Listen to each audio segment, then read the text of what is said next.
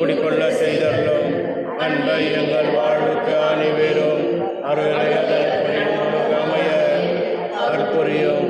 நாங்கள் மக்கள் அனைவரும் சேர்ந்து கிறிஸ்துவின் அன்பின் அகலம், நீளம், உயரம், ஆழம் என்னவென்று உயிர்த்துணர் செய்தருளும். அருள் கடந்த அன்பினால் நாங்கள் நிரப்பப்பட்டு முழு நிலை அடைய அவர் துயிலாக. ஆமென். நம் விருப்பங்களை அறிந்து நிறைவேற்றும் இறைவனுக்கு கிறிஸ்து வழியாக புகழும் மகிமையும் இன்றும் எல்லா தலைகளிலும் பொழிப்பதாக. ஆமென். ஜெபிப்போமாக. அன்பு இறைவா, என் பாவங்களுக்காக காயப்பட்ட உம் திருமகனின் இதயத்தின் வழியாக உம் அன்பை பொழிய என் வாழ்க்கை வெளிப்படுத்தி உம்மை மகிழ்வுபட்ட அற்புரியுமாறு உம் திருமகன் இயேசு கிறிஸ்து வழியாக உம்மை மன்றாடுகின்றோம். ஆமென். அனைவரும் மனம் கொண்டாடுங்கள். நவநாள் ஜெபம். கொடுக்கப்படும், தேடுங்கள் கண்டடைவீர்கள், தட்டுங்கள் திறக்கப்படும் என்று திருவாய் வளர்ந்த இயேசுவே, உம் வார்த்தையை நம்பி உயிருள்ள சுவாசத்தோடு உம் திருப்பாதத்தை வணங்கி பணிவோடு மன்றாடும் எங்கள் வேண்டுதல்களை அவர் கருத்துக்காக மன்றாடுங்கள்.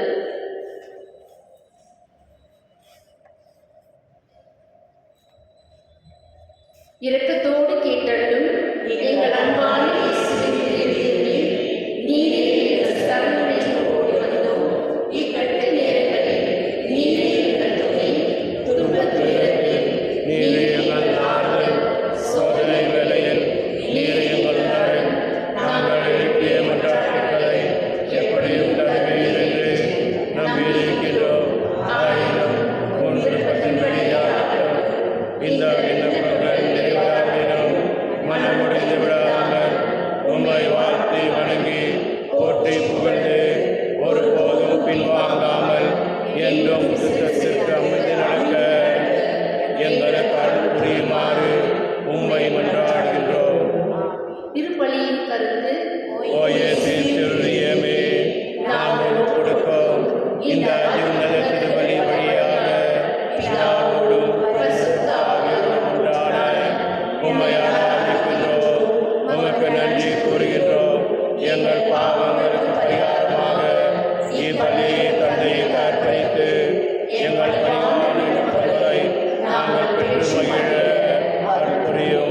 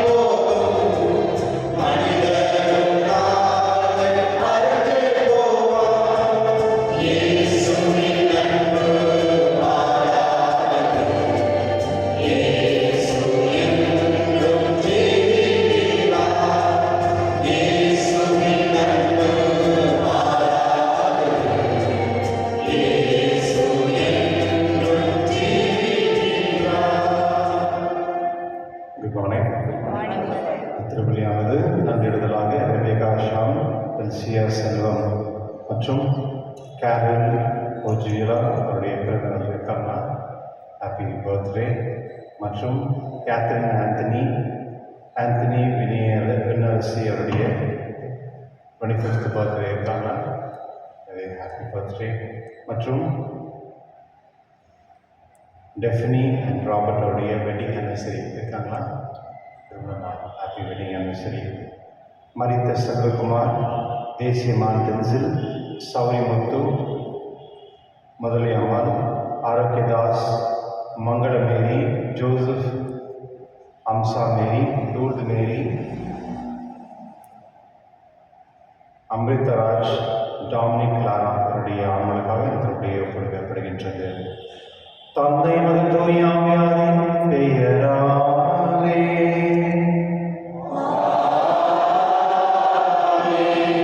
நம் ஆண்டவராகிய இயேசு கிறிஸ்துவின் அருளும் கடவுளின் அன்பும் தூய ஆவியாரின் நண்பரும் உங்கள் அனைவரோடும் இருப்பதாக.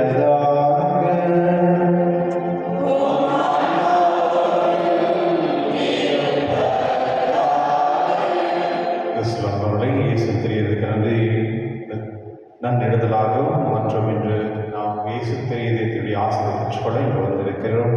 நம் அவனை ஏற்று மன வருந்தி தேர்வுகளில் மன்றாடுவோம். எல்லா உலகிடமும்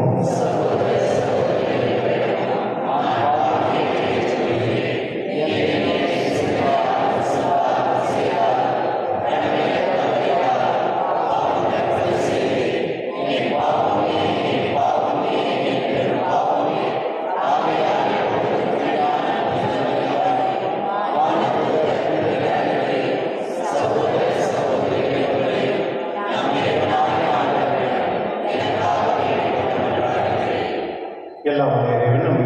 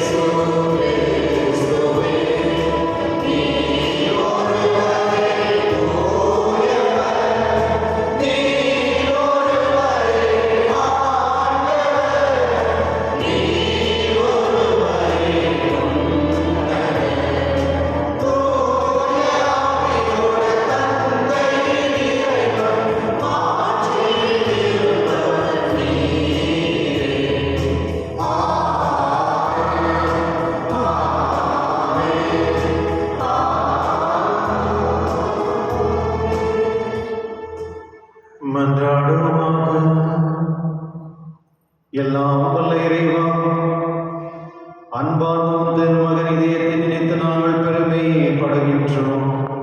தம் பேரின்பினால் அவர் எங்களுக்கு புரிந்தவர்களாகிய மேலான நன்மைகளை நினைவு கூறுகிறோம். உண்மையான நன்மை ஊற்றாகிய திருந்து பொங்கி வழியும் அவருடைய நாங்கள் பெற்றுக்கொள்ள செய்கிறார்கள். உம்முடைய தூயாவோடு ஒன்றாய் இறைவனாய் என்றென்று வாழ்ந்து ஆட்சி செய்கின்றவர் நீரே.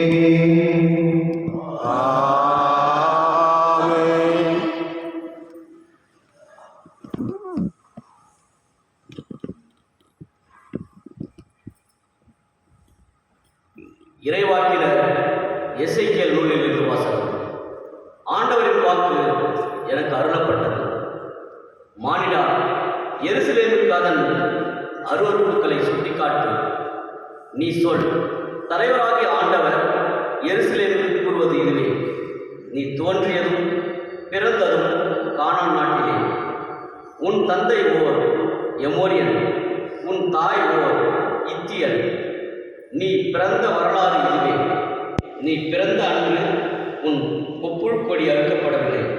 நீ நீராட்டப்பட்டு தூய்மையாக்கப்படவில்லை. உப்பு நீரால் கழுவப்படவில்லை. துணிகளால் சுற்றப்படவும் இல்லை. உன்னை இரக்கத்துடன் கண்ணோக்கி உனக்காக வருந்தி இவற்றுள் ஒன்றையேனும் உனக்கு செய்வாரில்லை. ஆனால் நீ திறந்த வெளியில் எரியப்பட்டாய். ஏனெனில் நீ பிறந்த நாளிலேயே வெறுத்து ஒதுக்கப்பட்டாய். அவ்வழியாய் கடந்து போன நான் உன் அருகில் வந்து உன் இரத்தத்தில் நீ புரள்வதைக் கண்டு இரத்தத்தில் கிடந்த உன்னை நோக்கி வாழ்ந்துவிடு என்றேன். ஆம், இரத்தத்தில் கிடந்த உன்னை நோக்கி வாழ்ந்துவிடு என்றேன். உன்னை வயல்வெளியில் வளரும் பயிர் போல் உருவாக்கினேன். நீ வளர்ந்து பருவம் எய்தி அழகிய மங்கையானாய். உன் பொங்கைகள் உருப்பெற்றன. உன் கூந்தலும் நீண்டு வளர்ந்தது. ஆயினும் நீ ஆடையின்றி திறந்த மேனியாய் நின்றாய். அவ்வழியாய் கடந்து போன நான் உன்னை நோக்கினேன். அப்போது நீ காதல் பருவத்தில் இருந்தாய். நான் என் ஆடையை உன் மேல் விரித்து உன் திறந்த மேனியை மூடினேன். உனக்கு உறுதிமொழி தந்து உன்னோடு உடன்படிக்கை செய்தேன். நீயும் என்னுடையவர்கள் ஆனாய் என்கிறார் தலைவராகிய ஆண்டவர்.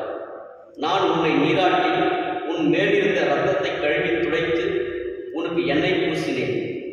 பூப்பின்னல் உடையால் உன்னை உடுத்தி தோல் காலணிகளை உனக்கு மாட்டி மெல்லிய துகிலை உனக்கு அணிவித்து நாற்பட்டால் உன்னை போர்த்தினேன். அணிகலன்களால் உன்னை அழகு செய்தேன். கைகளுக்கு காப்புகளும் கழுத்துக்கு சங்கிலியும் இட்டேன்.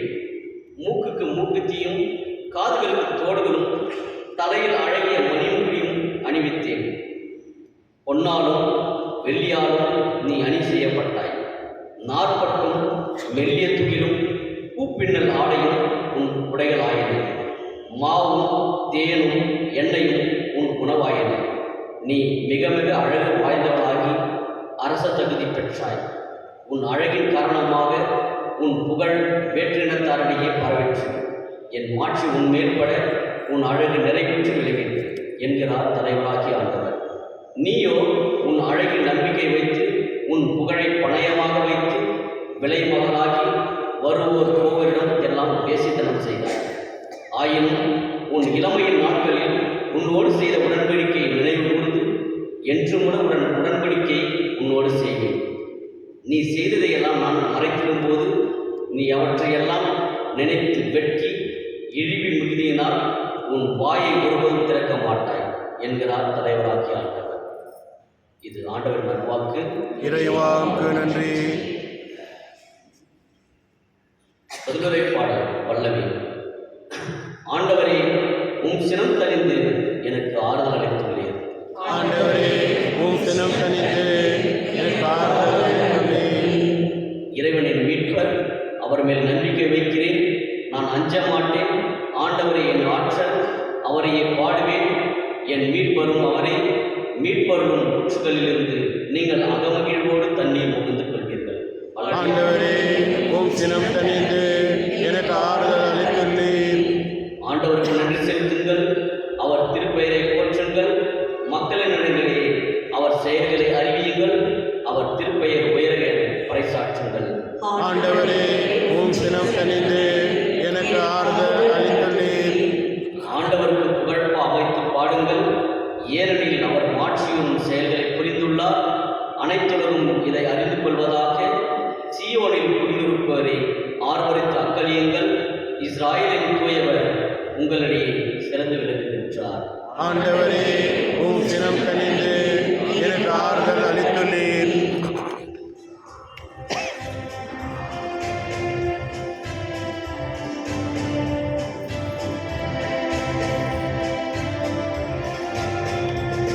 Alleluia, Alleluia, Alleluia, Alleluia, Alleluia, Alleluia, Alleluia, Alleluia. கடவுளின் வார்த்தைகள் எங்களிடம் கேட்டபோது அதை மனிதன் வார்த்தையாக அல்ல, கடவுளின் வார்த்தையாகவே ஏற்றுக்கொண்டீர்கள். அல்லேலூயா. Alleluia, Alleluia, Alleluia, Alleluia. ஆண்டவர்களோடு இருப்பாராக. உம் ஆன்மாவோடும் இருப்பாராக. புனித மத்தேயு எழுதிய நற்செய்தியிலிருந்து வாசகம். ஆண்டவரே, மாட்சி உமக்கே.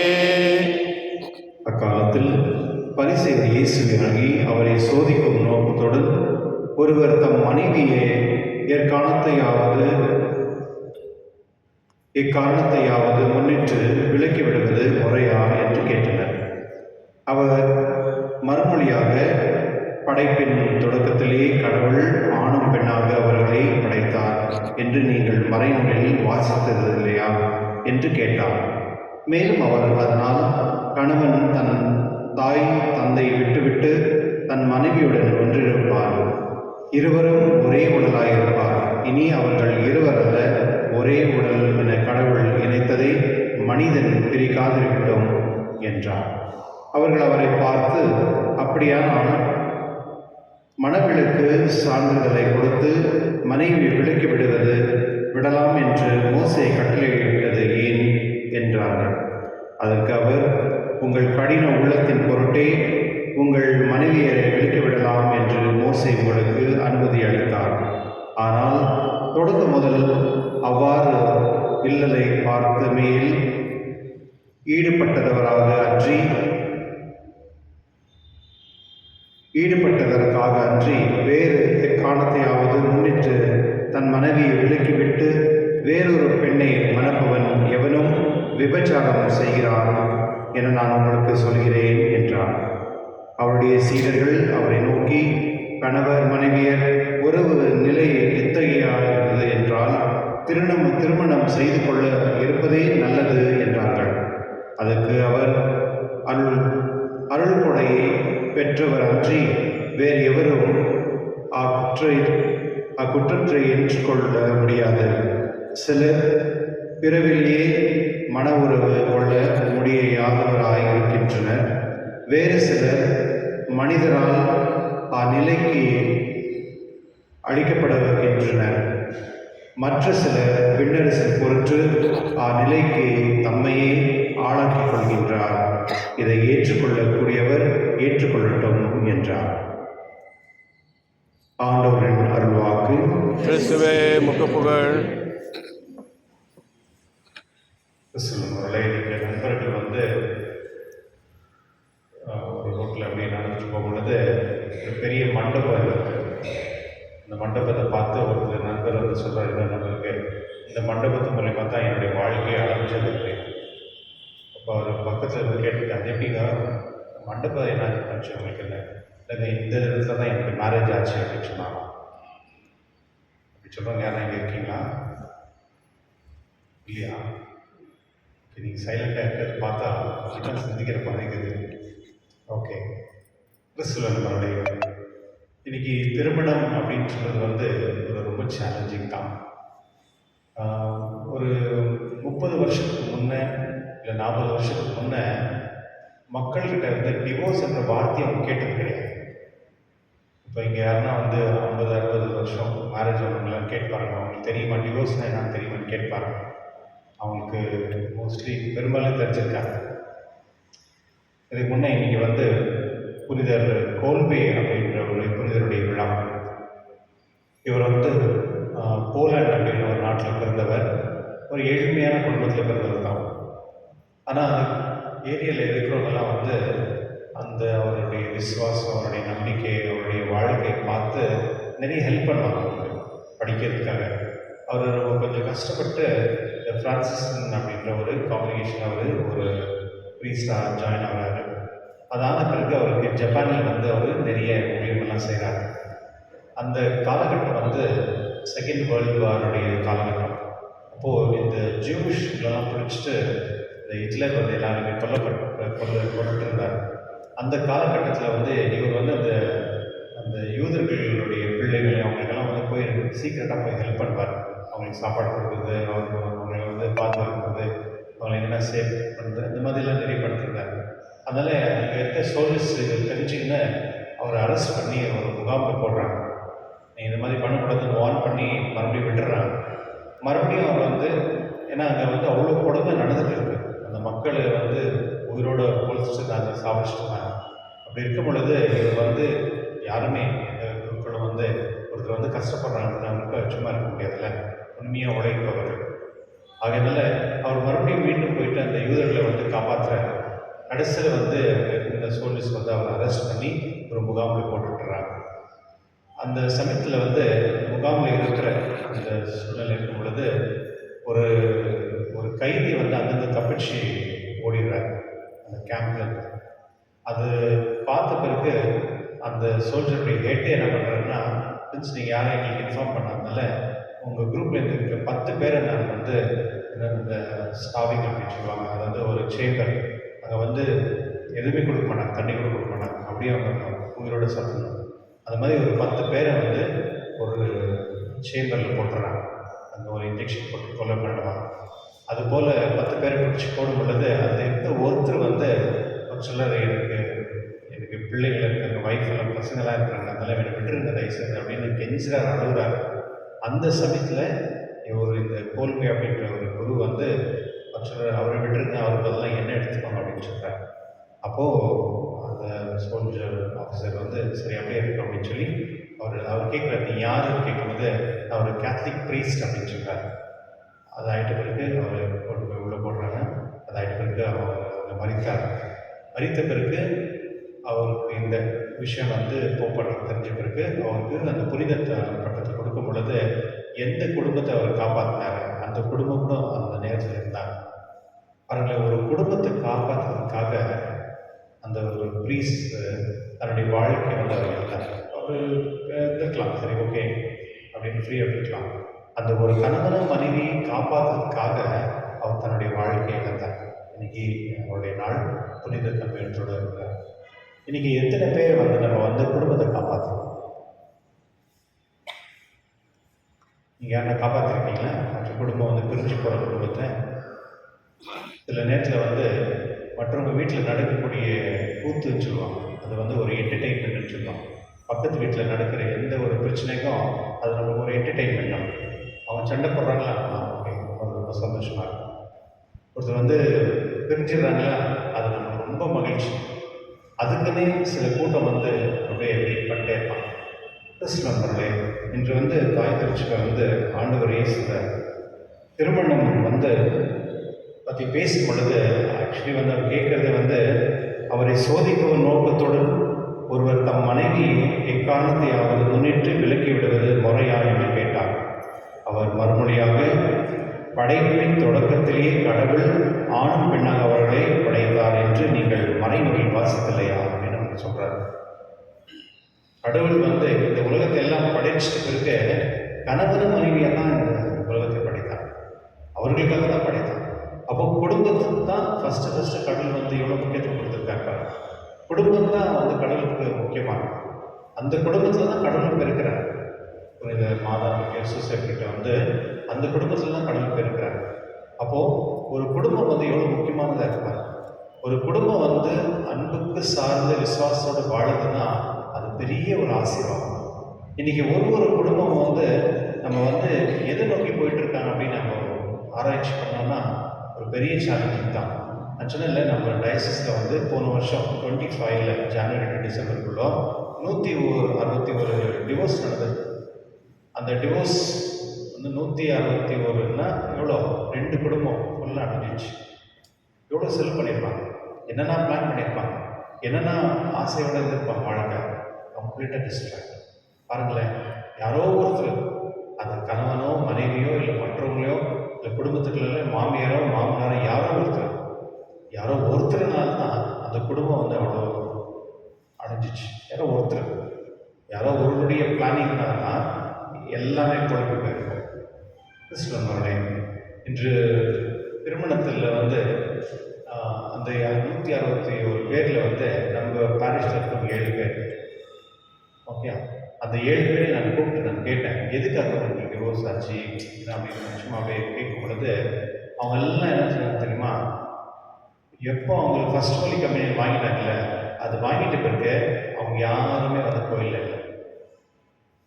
அது ஃபர்ஸ்ட் ஹோலி கம்யூனியன் கான்ஃபர்மேஷன் வாங்கிட்ட பிறகு, உறுதி பூசல் வாங்கிட்ட பிறகு அவங்க திருச்சியோடு இல்லை, எல்லாம் வெளியே நின்று அந்த இங்கே சுற்றி பண்ணினேன். அந்த சமயத்தில் அழுகுறாங்க. அது ஒன்றும் பிரயோஜனம் கிடையாது. இப்போது என்ன நான் தெரிஞ்சுக்கினேன்னா, சில பேர் வந்து சில பெற்றோர்கள் வந்து உங்களுடைய பிள்ளைகளை நீங்கள் விசுவாசத்தில் வளர்க்க இல்லாததுனால தான் அவருடைய வாழ்க்கை இப்படி இந்த நிலையில் இருக்குது. நீங்கள் தான் காரணம். இன்றைக்கி வந்து யாராவது குடும்பத்தில் வந்து பிரிகிறாங்க அப்படின்னா, அதை பிரிக்க வைக்கிறாங்க அப்படின்னா, அதுக்கு வந்து பெற்றோர்கள் தான் காரணம் வந்து அவர்கள் வளரும் பொழுது அவங்களுக்கு வந்து சரியான முறையில் வந்து அவங்கள வளர்க்கலை, அவங்களுக்கு வந்து அந்த விசுவாசம் கொடுக்கல. ஒரு விசுவாசம் கொடுக்கும் பொழுது என்ன நடக்குதுன்னா, அவர் பிள்ளைகள் வந்து அந்த பெற்றோருடைய அன்பை வந்து ஏற்றுக்கொண்டு அந்த அன்புக்காக வாழக்கூடிய தன்மையோடு இருப்பாங்க. அவங்களுக்கு தெரியும் கணவன் மனைவினா என்ன, அப்பா அம்மா என்ன, அப்பா அம்மா பார்க்குறாங்க அவங்க எவ்வளோ அன்பாக இருக்கிறாங்க, எவ்வளோ மரியாதையோடு இருக்கிறாங்க. அதை பார்த்து பிள்ளைகளும் அதுக்கேற்ற மாதிரி நடந்துக்குவாங்க. இப்போ சில குடும்பத்தில் பார்க்கும்போது கணவன் மனைவிக்குள்ள ஒரே சண்டை பிரச்சனை, பிள்ளை முன்னாவே அவங்க எல்லாம் அசிங்கத்தை காட்டுவாங்க.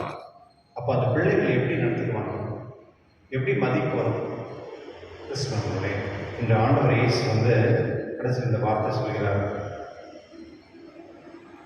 இனி அவர்கள் இருவரல்ல ஒரே உடல், எனவே கடவுள் இணைத்ததை மனிதன் பிரிக்காதிருக்கட்டும் என்றார். பாருங்களேன், கடவுள் என்ன சொல்றாரு, ஒரு கடவுள் சார்பாக கடல் முன்னணியில் அவர்கள் இந்த ஆழ்வில் வந்து கணவன் மனைவியாக வந்து இருந்து ஒரு 2 பேர் வாக்குறுதி கொடுத்த பிறகு, அந்த திருமணம் ஆன பிறகு அது கடவுளால் இணைக்கப்பட்டது. அதுக்கு எந்த ஒரு மனிதனுக்கும் எந்த ஒரு தகுதியும் கிடையாது அவங்களுக்கு பிரிக்கிறது. எந்த ஒரு அதான் தான் இன்னைக்கு நிறைய பேர் கோர்ட்டில் போய் டிவோர்ஸ் வாங்கிட்டு அந்த திருமணம் அப்படி தான் இருக்கும். திருச்சிகள் அப்படி தான் இருக்கும். அவங்க செப்பரேட் ஆனாலும் அவங்க என்ன ஆனாலும் திருச்சிகள் அப்படி தான் இருக்கும். இப்போது கணவன் மனைவியில் அப்படின்னு சொன்னால் யாரா ஒருத்தர் தான் பிரச்சனையாக இருப்பாங்க. அது கணவனாக இருக்கலாம் இல்லை மனைவியாக இருக்கலாம். ஆனால் அவர்களுக்கு இருக்கிற பிள்ளைகளுடைய வாழ்க்கையை யோசிப்பாங்க. எவ்வளோ பிள்ளைகள் வந்து இன்னைக்கு வந்து என்ன சொல்ல, அப்பா இல்லாத அம்மா இல்லாத எவ்வளோ தடமாட்டிருக்காங்க. கிறிஸ்துவங்களே, கடவுளோடு நம்ம இணைந்து இருக்கிறது வந்து எதுக்கு, ஏன் நம்ம கடவுளை அப்பான்னு கூப்பிடுறோம், தந்தையை கூப்பிடுறோம்? ஏன்னா அவர் வந்து நம்ம பிள்ளைகளாக இருக்கிறார். அவருடைய உறவில் வந்து கரெக்டாக இருக்கிறார். கடவுள் வந்து கரெக்டாக தான் இருக்கிறார். அவருடைய உறவு வந்து நம்மளுக்கு எப்போதுமே அது என்ன சொல்றது, ஆசீர்வாதத்தோடு தான் இருக்குது. ஆனால் நம்மளுடைய உறவு எப்படி இருக்குது? கிறிஸ்துவங்களே, எப்பொழுதுமே நம்ம மதிக்கணும். இன்னைக்கு நிறைய பேர் என்ன பண்ணுறாங்கன்னா, அன்புக்காக ஐ லவ் யூன்னு சொல்லிடுறாங்க. மீனிங்கே தெரியாது நிறைய பேர். நீங்கள் யாரெல்லாம் கேட்டு ஐ லவ் யூன்னு சொல்லுவாங்க. அதோட அர்த்தம் என்ன? அந்த அர்த்தம் வந்து வாய் பேச்சில் கிடையாது, நான் நடந்து போகிற முறை தான். ஐ லவ் யூன்னு சொல்லியிருந்தாலே அந்த வார்த்தைனால வந்து பெரிய விஷயம் கிடையாது. ஆனால் நான் உன்னை அன்பு செய்கிறேன் அப்படின்றது வந்து நம்ம வந்து வாயில் சொல்ல தேவையில்லை. நம்ம வந்து மதிப்பு இந்த மட்டும்தான் அந்த அன்பாக இருக்கும். ஒருத்தர் வந்து மதிக்கணும். நம்ம அது கணவன் மனைவி, நான் என் கணவன் மனைவி ரெஸ்பெக்டே பண்ணுறது, அந்த அன்பு எப்படி வரும்? வரமா? வராது. அது வந்து நம்ம வந்து எப்போதுமே மதிக்கணும். ஒருத்தர்கிட்ட ஒரு குறைகள் இருக்கும். இன்றைக்கி வந்து நிறைய பசங்க வந்து இப்போ 35 வயசில் தான் மேரேஜ் பண்ணிக்கிறாங்க. ஏன்னா அவங்களுக்கு மெச்சூரிட்டி வேணுமா? ஏன்னா மெச்சூரிட்டி. இன்னொன்று வந்து கணவன் மனைவி தேடும் பொழுது சில பேர் வந்து ரொம்ப பர்ஃபெக்டாக தேடுவாங்க. நல்ல ஜாப் இருக்கணும், நல்ல ஹேண்ட்ஸமாக இருக்கணும், அப்பா என்ன சொல்லுது, நல்ல இந்த மாதிரி நிறைய கண்டிஷனில் இருக்கிறாங்க. ஆனால் இது எப்படின்னா, இது நீங்கள் 24 வயசுக்குள்ளே இருக்கிறப்ப இதெல்லாம் தேடலாம். ஒரு பையனோ பொண்ணோ இந்த கேட்டகரியில் இருக்கலாம், இவ்வளோ படிச்சிருக்கோம், இவ்வளோ சம்பாதிக்கணும், இதெல்லாம் இருக்கலாம். நீங்கள் அந்த 25 விட்டுட்டு 27, 30, 35 அப்படிலாம் நீங்கள் வந்தீங்கன்னா எப்படி வரும்னா, இது 100, நீங்கள் 24 வயசு இருக்கப்போ 100% நீங்கள் தேடலாம், 80% தேடலாம். அது ஆகிட்ட பிறகு அந்த பர்சன்டேஜ் கீழே வந்துட்டே இருக்கும். நீங்கள் ஒரு 30 வயசில் வந்து 80% பர்ஃபெக்டான ஆளை நீங்கள் தேடக்கூடாது, 60% இருந்தாலே போதும். ஒருவேளை நீங்கள் 32 தாண்டிட்டீங்கன்னா உங்களுக்கு கிடைக்கக்கூடிய ஒரு பர்சன் வந்து 50% கீழே தான் இருக்கும். அப்படி தான் கிடைப்பாங்க. கரெக்ட் தானே? அப்போது ஒரு வாழ்க்கையை தேர்ந்தெடுக்கும் பொழுது கடவுள் அந்த வாய்ப்பு கொடுக்கும் பொழுது அது தொடர்ந்து போயிடும். சில பேர் வந்து தள்ளிட்டே போகிறாங்க. இப்போ வந்து நிறைய பசங்களுக்கு பயம், ஐயோ திருமணம் பண்ணிக்கிட்டு என்ன லைஃப் ஆகும், என்ன ஆகுது அப்படின்னு. அது சொன்னேன், 2 பேர் நடந்துட்டு போயிட்டுருக்கப்போ இந்த திருமணம் இந்த மண்டபத்தில் தான் எனக்கு மேரேஜ் ஆச்சு, இங்கேருந்து தான் என்னுடைய நரகமே ஸ்டார்ட் ஆச்சு அப்படின்னு. அதுபோல் சில பேர் வந்து சொல்லுவாங்க, கிறிஸ்துவர்களே இன்றைக்கி வந்து நம்ம திருமணம் தானத்துக்காக நம்ம ஜபிப்போம். எத்தனையோ குடும்பங்கள் வந்து பிரிச்சுட்டுருக்காங்க. அவங்க வந்து ஒற்றுமையாக நம்ம முயற்சி பண்ணோம். அதே சமயத்தில் எத்தனையோ பிரிச்சிருப்பவர்கள் வந்து கணவன மனைவி உங்களுடைய பாவத்தை நீங்கள் அறிக்கையிடணும், நீங்கள் வந்து சரி பண்ணிக்கணும். நான் செஞ்சது சரியா தவறா அப்படின்னு நான் நினைக்கிறேன். சும்மா வந்து பெண்களை வந்து அசிங்கப்படுத்துறது, அவங்கள சப்ரெஸ் பண்ணுறது, அடிக்கிறது, குடிச்சிட்டு வர்றது, அதெல்லாமே தவறு தான்.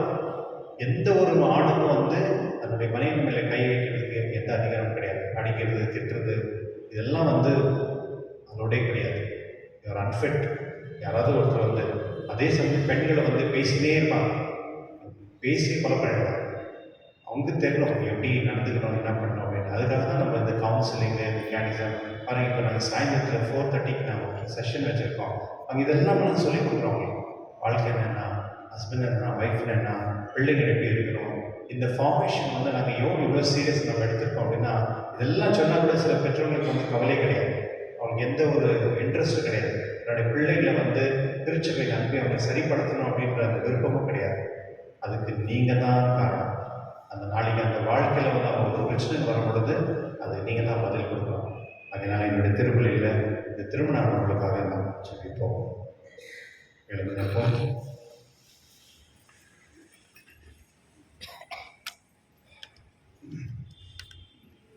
அன்பான சகோதர சகோதரி, நம் இறைவன் நாங்கள் பிற செயல்களை நினைவு கூர்ந்து இங்கு ஒன்றாய் கூடியிருக்கின்றோம். நம் வேண்டுதல்களை தயவாக கேட்டு நமக்கு அருள ஆண்டவத்தில் ஜெபிப்போம். உங்கள் பதில், ஆண்டவரே எங்கள் மன்றாட்டை கேட்டருளும். ஆண்டவரே எங்கள் மன்றாட்டை கேட்டருளும். எங்கள் பரிசுத்த தந்தை, பேராயர், ஆயர்கள், குருக்கள், கன்னியர், வேத பணியில் ஈடுபடும் இல்லத்தோர் அனைவரும் இயேசுவின் சாட்சியாய் திகழவும் இறையரசை பரப்ப அயரா ஆர்வமுடன் உழைக்க வேண்டும் என்று இறைவா உம்மை மன்றாடுகிறோம். ஆண்டவரே எங்கள் மன்றாட்டை கேட்டருளும். திரு இறுதிய படங்களை இல்லங்களில் நிறுவி வழிபடும் இல்லங்களை ஆசீர்வதித்தருளும். அந்த இல்லங்களில் வசிப்போர் இயேசுவின் திரு இருதயத்தின் சிறப்பான ஆசையை பெற்று துயரம் இன்றி விசுவாசம், ஜபம், தன்னலமற்ற அன்பு ஆகியவைகளில் தலை சிறந்த எடுத்துக்காட்டுகளாய் விளங்க வேண்டும் என்று இறைவா உம்மை மன்றாடுகிறோம். ஆண்டவரே எங்கள் மன்றாட்டை கேட்டருளும். மனவேதனையாலும் உடல் நோயாலும் அவதிப்படும் அனைவரையும் நினைவு கூறுகின்றோம். இயேசுவின் திரு இருதயம் அவர்களுக்கு ஆறுதலாய் இருக்கவும் விரைவில் குணம் பெற்று மகிழ்வோடு வாழ வழியாக இருக்கவும் வேண்டும் என்று இறைவா உம்மை மன்றாடுகிறோம். ஆண்டவரே எங்கள் மன்றாட்டை கேட்டருளும். இந்த நவநாள் திருப்பலியில் பங்கு பெறும் எங்கள் அனைவர் மீதும் உமது ஆசியை பொழிந்தருளும். எங்களது கருத்துக்கள் நிறைவேற்றவும் திரு இருதயத்தின் அன்பை பெற்று உமது கருவியாக மாற வேண்டும் என்று இறைவா உம்மை மன்றாடுகின்றோம். ஆண்டவரே எங்கள் மன்றாட்டை கேட்டருளும். தனிப்பட்ட கருத்துக்களுக்காக வேண்டும்.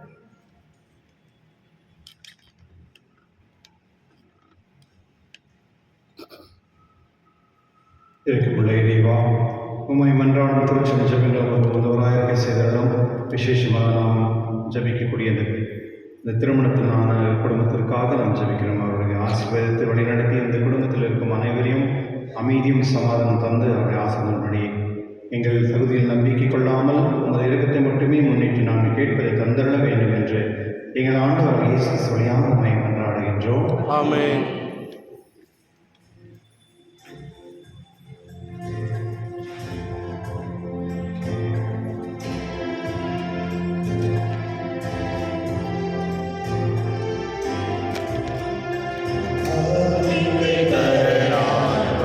வருகின்றேன் உன் கரங்களில் என்னை தருகின்றேன், காணிக்கை தர நான் வருகின்றேன், காணிக்கை நான் வருகின்றேன், உன் கரங்களில் என்னை தருகின்றேன், காணிக்கை தர நான் வருகின்றேன்.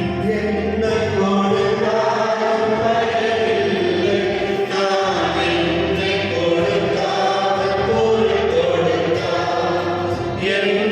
கொடுத்தாலும் பயனில்லை, நான் என்னை கொடுத்தான் பொருள் கொடுத்தான், என்னை தான் கேட்கின்றாய், நான் என்னை முழுவதும் தருகின்றேன், என்னை தான் கேட்கின்றாய், நான் என்னை முழுவதும் தருகின்றேன், காணிக்கை தர நான் வருகின்றேன்.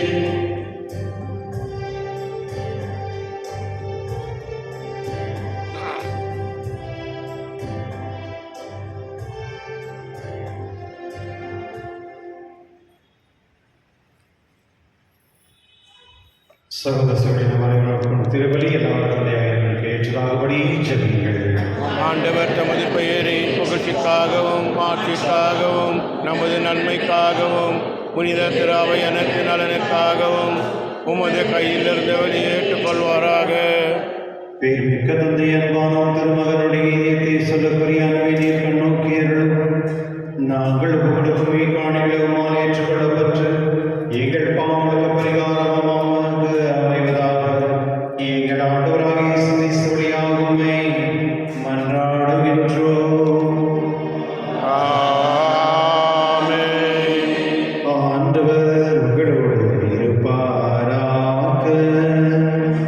உம் ஆன்மாவோடும் இருப்பாராக. எங்களை ஆண்டவரிடம் எழுப்புங்கள். ஆண்டவரிடம் எழுப்பியுள்ளோம். நம் இறைவனாகிய ஆண்டவருக்கு நன்றி கூறுவோம். அது தகுதியும் நீதியும் ஆனது. ஆண்டவரே, காலத்தில் உம்மை புகழ்ந்தேற்பது சிறப்பாக எங்கள் பாஸ்கவாய் கிறிஸ்து பலியானை காத்து உம்மை இன்னும் மிகுதியாக வாழ்த்து போற்றுவது மெய்யாகவே தகுதியும் நீதியுமாக உங்கள் கடமையும் மீட்பு பெரிய சேதமாகவும் வியப்பு கூறிய அன்பினால் கிறிஸ்து சிலுவையில் உயர்த்தப்பட்டு தம்மையே எமக்காக கையளித்தார். குத்தி திறக்கப்பட்ட விழாவில் இருந்த ரத்தமும் தண்ணீரும் வழிந்தோடின. இதிலிருந்து திருச்சபையின் அருட்சாதனங்கள் வெளிப்பட்டன. மீட்பரின் திறந்த இதயத்தினிடம் அனைவரும் ஈர்க்க பெறவும் மீட்களிக்கும் ஊற்றுகளிலிருந்து மகிழ்ச்சியுடன் உகந்து கொள்ளவும் இவ்வாறு செய்தருளினார். ஆகவே தூதராதித்தோறும் அறியர் சொல்வோர் ஆட்சிக்கும் மற்றும் மாணவ செய்திகள் அனைவரோடும் சேர்ந்து நாங்கள் உமது மகிமை புகழ்ந்து பாடி முடிவின்றி சொல்வதாவது: தூயவர், தூயவர், தூயவர், வான்படைகளின் கடவுளாம் ஆண்டவர், விண்ணகமும் மண்ணகமும் உமது மாட்சியால் நிறைந்துள்ளன. உன்னதமதிலே ஹோசானா. ஆண்டவர் பெயரால் வருகின்றவர் ஆசீர் பெற்றவர். உன்னதமதிலே ஹோசானா. ஆண்டவரே, நீர்மையாகவே தூயவர், தூய்மை கனைத்துக்கும் ஊற்று. ஆகவே உடைய ஆவிய புனிதை காணிகள் தூய்மைப்படுத்த வேண்டுகின்றோம். இவ்வாறு எங்கள் ஆண்டவர் இயேசு கிறிஸ்து உடலும் ரத்தமாக எங்களுக்கு மாறும் உணவாக அவர் பாடுபட உள்ளம் கணிந்து தமக்கு அளித்த போது அப்பத்தை எடுத்து நன்றி செலுத்தி அதை விட்டு தம் சீர்க்கு கழித்து அவர் கூறியதாவது: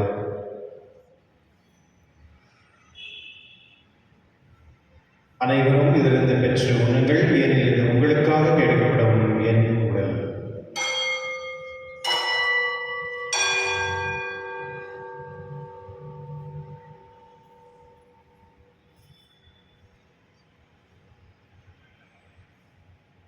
அவனுமே இரவிருந்து அருந்தி பின் கிண்ணத்தை எடுத்து மீண்டும் உமக்கு நன்றி கூறி தம் சீரல் கிடைத்தவர் கூறியதாவது: அனைவரும் இதிலிருந்து பெற்று குறைகள், ஏனெனில் இது புதிய நிலையான உடன்படிக்கைக்கு உரிய ரத்தத்தின் கிண்ணம். இது பாவ மன்னிப்புக்கென்று உங்களுக்காக பலருக்காகவும் சிந்தப்படும். இதை நினைவாக செய்யுங்கள்.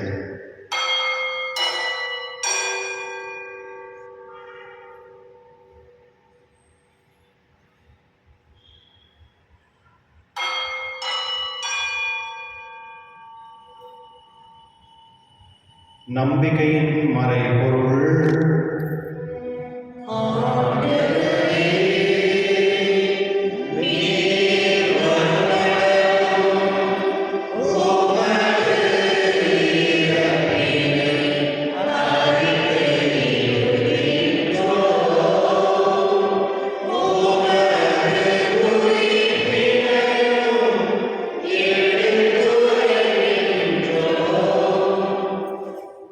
ஆகவே ஆண்டவரே, நாங்கள் கிறிஸ்துவின் இறைப்பினையும் உயிர்ப்பின் நினைவு கூர்ந்து வாழும் தன் நோக்கத்தை மீட்பளிக்கும் கிண்ணத்தையும் உமக்கு ஒப்புடுக்கின்றோம். உம் திருமணம் என்று உமக்கு ஊழியம் புரிய தகுதியுடன் எங்களை ஏற்றுக்கொண்டீர். எனவே உமக்கு நன்றி செலுத்துகின்றோம். மேலும் கிறிஸ்துவின் உடலில் நம் ரத்தத்திலும் பங்கு கொள்ளும் எங்களை தூய ஆவி வந்து சேர்க்க வேண்டும் என தாழ்வுடன் மன்றாடுகின்றோம். ஆண்டவரே, உலகெங்கும் பரவிருக்கும் ஒரு திருவை நினைவு கூர்ந்தலும் எங்கள் திருத்தந்தை லியோ, எங்கள் ஆயர் பீட்டர், எல்லா திருநீராகிய அனைவரோடும் உமது திருவல் நன்மை நிறைவேற செய்துள்ளோம். மேலும் உயிர்ப்பின் எதிர்நோக்கு தூயில் கொள்ளும் எங்கள் சகோதர சகோதரியும் இறந்தோர் அனைவரும் இரக்கத்துடன் நினைவு கூர்ந்து உமது திருமண ஒளியில் ஏற்றிடும். எங்கள் அனைவர் மீதும் இரக்கமாயிரம். கடவுள் கண்ணித்தான புனித மரியாவுடைய கடவுளான யோசப், புனித திருத்தூதர்கள், இவ்வுலகில் உகந்தவராய் இருந்தவராகிய புனித அனைவரோடும் புனித கோல்பேயோடும் நாங்கள் நினைவாழ்வில் பங்கு கொள்ளும் தகுதி பெற்று உம் திருமகன் இயேசு கிறிஸ்து வழியாக உம்மை புகழ்ந்தேத்த மனமுள்ள உம்மை மன்றாடுகின்றோம். இவர் வழியாக இவரோடு இவரில் எல்லாம் வல்ல இறைவனாகிய தந்தையே, தூய ஆவியாரின் ஒன்றிப்பில் எல்லா புகழும் ஆட்சியும் என்றென்றும் உமக்கு உரியதே.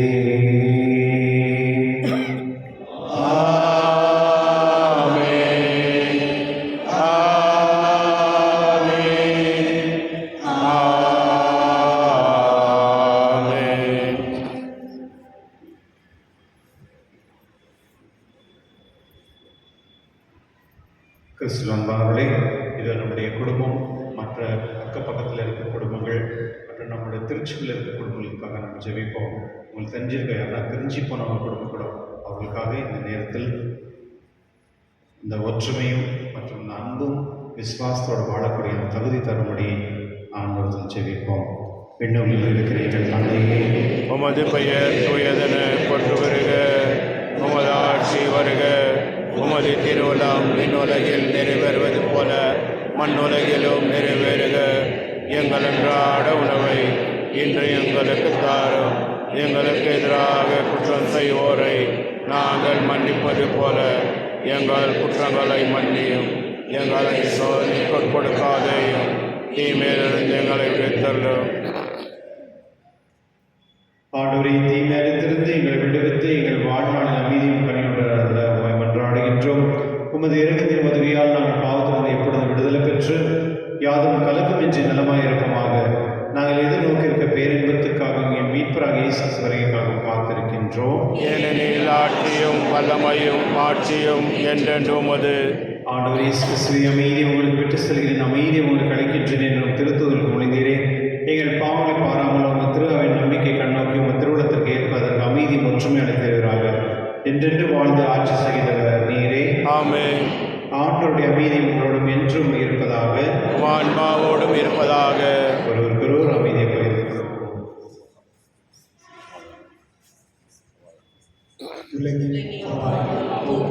இறைவனின் செம்மறியே, எம்மேல் இரக்கம் வையும். உலகின் பாவம் போக்கும் இறைவனின் செம்மறியே, எம்மேல் இரக்கம் வையும். உலகின் பாவம் போக்கும் இறைவனின் செம்மறியே, எமக்கு அமைதி அருளும்.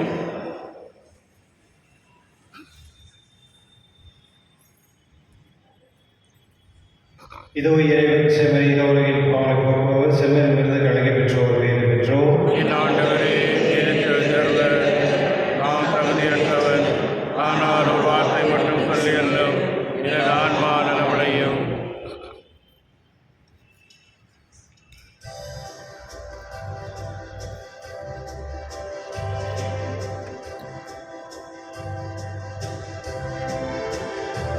പരിഹാരം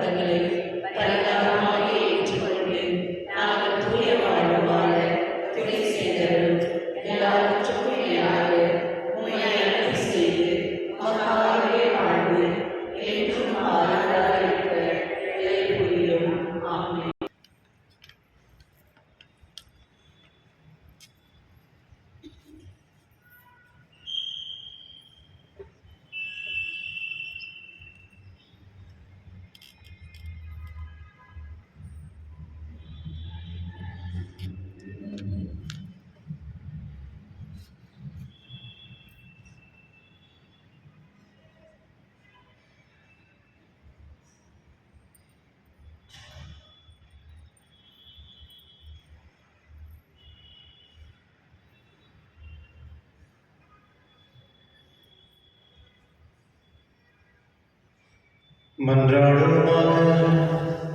இறைவாய் அன்பினர் சாதனைகளை புனித பாஸ்தர் பற்றிய செய்வதாக. இவ்வாறு நாம் ஒருத்தர் மரணம் என்று மீட்க பெற்று எங்கள் சகோதரத்தில் அவரை காண கற்றுக்கொள்வோமாக. எங்கள் ஆண்டவராகிய இயேசு கிறிஸ்து வழியாக உம்மை மன்றாடுகின்றோம். ஆமென். நோயாளிகளை ஆசீர்வதித்தல் ஜெபிப்போமாக. ஆண்டவரே, உடனாய் வருந்தும் உமது ஊழியரை வரும் நீர் உண்டாக்கிய ஆன்மாவுக்கு ஆறுதல் தாரும். நாங்கள் துன்பங்களால் பூமி அடைந்து உமது இரக்கத்தினால் விரைவில் குணப்படும்படி அருள் புரிவீராக. எங்கள் ஆண்டவராக இயேசு கிறிஸ்துவின் பெயரால் ஆமென். ஆண்டவர்களோடு இருப்பாராக. உமான்மாவோடும் இருப்பாராக.